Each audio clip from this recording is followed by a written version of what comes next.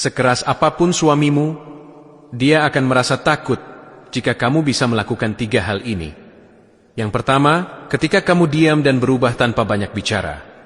Ini bukan karena kamu kalah, tapi kamu diam karena kamu sudah selesai menjelaskan. Awalnya mungkin kamu banyak nanya, banyak mengingatkan, bahkan sering marah. Tapi ketika semua itu tidak dia dengar lagi, lalu kamu berubah menjadi wanita yang tenang, tidak banyak komentar, tidak lagi bereaksi seperti dulu. Itu yang justru bikin dia gelisah. Tahu kenapa? Karena laki-laki mereka itu terbiasa membaca emosi yang terlihat. Saat kita marah, dia tahu bahwa kita itu masih peduli.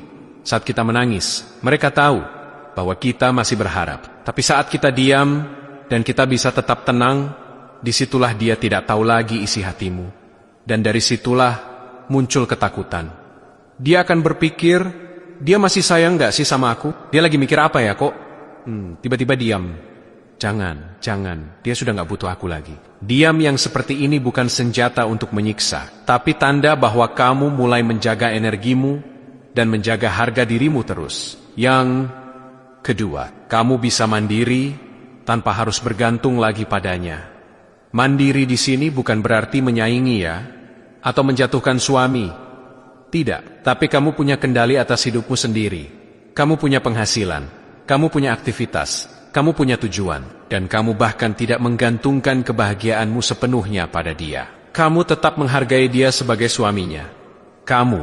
Tapi kamu tidak kehilangan dirimu sendiri.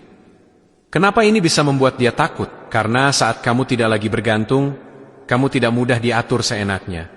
Kamu tidak mudah takuti dengan ancaman. Kamu tidak bertahan hanya karena kamu itu nggak punya pilihan.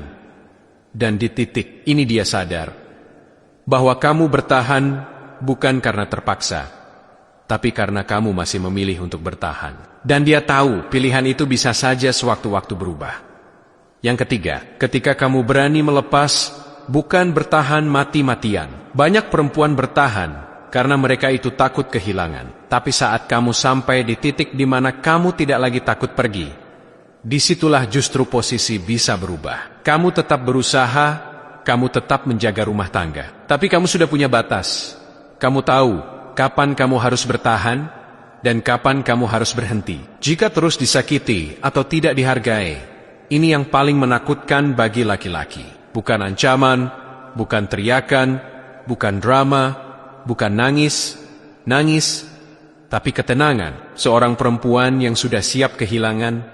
Karena saat kamu berkata dalam hatimu, aku bisa tanpa kamu, ini bukan kesombongan, tapi ini adalah kesadaran diri kita.